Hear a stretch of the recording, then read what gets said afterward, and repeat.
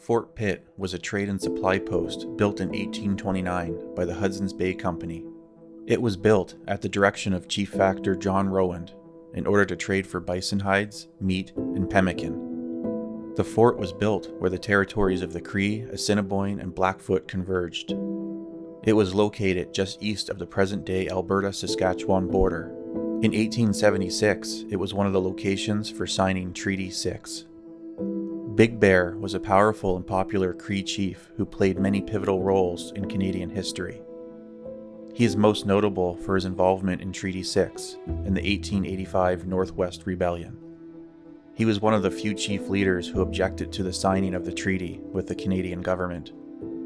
He felt that signing the treaty would ultimately have devastating effects on his nation as well as other Indigenous nations. The Battle of Fort Pitt, which was part of a Cree uprising coinciding with the Métis Revolt that started the Northwest Rebellion in 1885. In 1885, the fort was home to a detachment of 25 policemen of the Northwest Mounted Police, led by Inspector Francis Dickens, son of author Charles Dickens. 200 Cree warriors descended on Fort Pitt and captured it. Surrounded and outnumbered, the police garrison abandoned the post, fleeing to safety at Fort Battleford.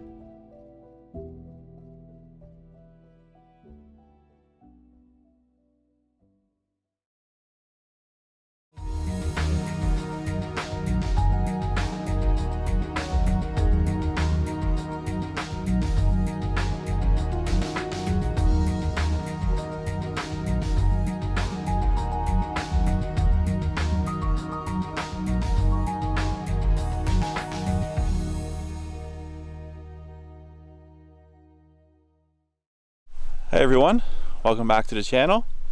So today I'm just over the border from Alberta into Saskatchewan, and I found another fort. This fort is called Fort Pitt, historic site. So we're going to walk around, check it out, see what we can find and learn. This is also a fort that's kind of connected to the other fort that I was at there, the Paint Creek House. And it's right on the North Saskatchewan River. It was set up by the Hudson's Bay Company for trading. So yeah, let's look around and see what we can find. Okay, let's walk over here. So they kind of have like a little park laid out here. It's a pretty nice area. They have a few picnic tables.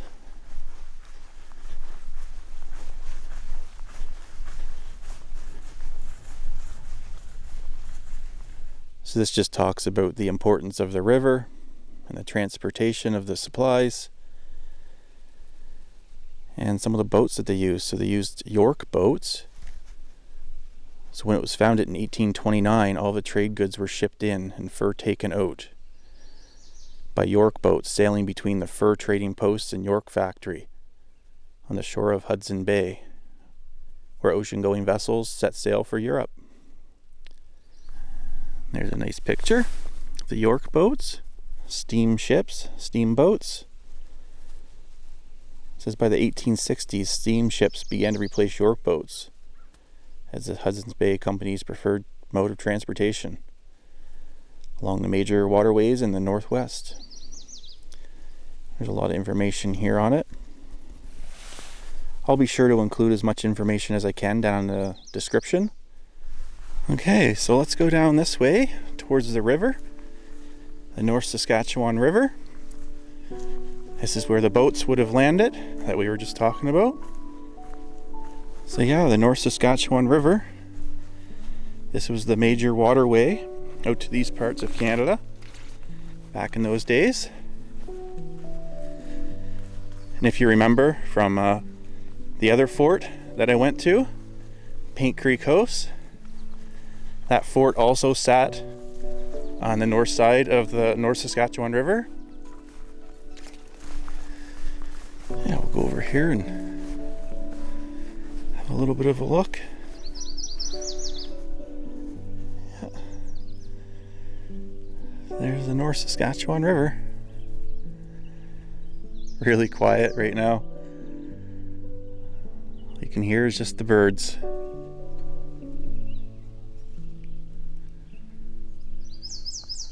I don't think it's too popular of a place.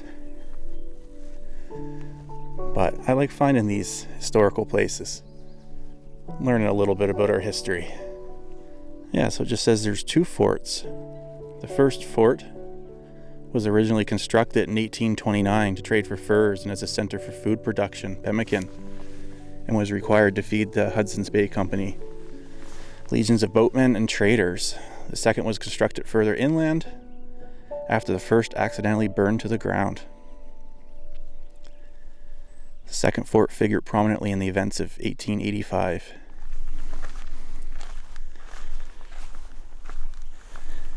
Fur trade, Fort Pitt. Fort Pitt was constructed in 1829 as a fur trading location and as a center for food manufacturing. So yeah, it's a painting of the fort. That's nice.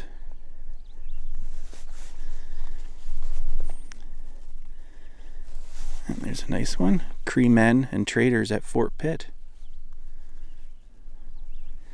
This was the Hudson's Bay Company fort. There's their crest. And here they're going to talk about Treaty 6. In 1870, the Hudson's Bay Company reached an agreement with the Government of Canada to surrender its 200-year-old trade monopoly in the Canadian Northwest. Before settlement could take place, the government recognized the need to negotiate agreements with the First Nations of the region for use of the land. The government began negotiating the numbered treaties, starting with Treaty 1, which was completed at Fort Garry on August 3rd, 1871. Right there in the middle, Treaty 6. It's like pretty much through central Alberta and Saskatchewan.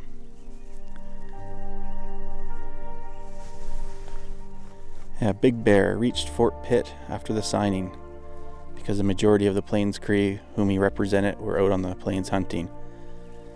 He refused to sign without consulting them. Okay, Chief Factor's house. Main house was the largest building at the fort. It was the only building with a full second floor. In 1885, the building was home to Chief Trader William McLean, his wife Helen, and their 9 children. Yeah, look at this photo down here, 1876 to 90. Stockade. Stockades were commonly used as defensive fortifications for larger trading posts like Fort Pitt.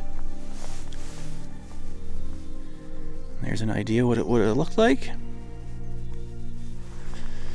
So yeah, it's kind of cool that they have the outlines of where the buildings would have been. The Factor's house. The Factor's house was the focal point of Fort Pitt. It housed the factor or head clerk and his family, while providing a place for welcoming guests and trading. Yeah, this is an interesting site. I mean, you have to expect these sites, unless they were recreated, they're not going to have any structures left over from, almost 200 years ago. So it's just nice that they have all the information here. Interpreter's dwelling and blacksmith shop would have been right here. So this would have been the storehouse.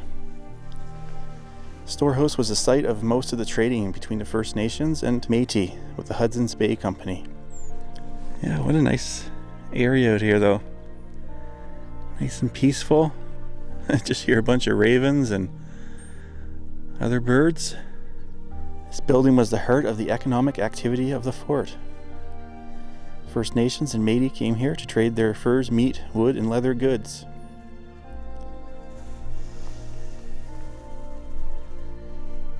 The Northwest Mounted Police came west in 1874 and established forts near the 49th parallel before moving north in 1876 to post a major detachment at Fort Battleford.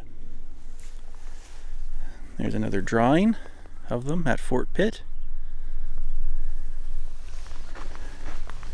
So yeah, this is a nice area. I actually wasn't expecting all the signs with all the information. So here we are coming up on, I think, the last area to look at. It looks like it's a reconstructed part of the fort.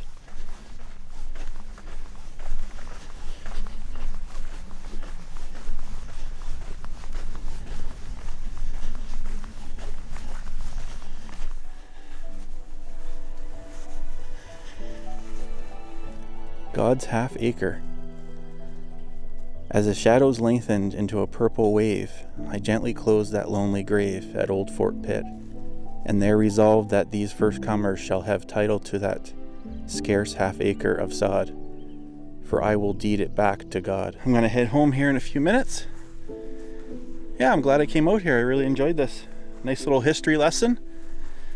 Nice place to walk around, get a little exercise. So I hope you guys all enjoyed, and if you did, click the thumbs up and subscribe, and I'll see you guys out there on the next adventure. See you later.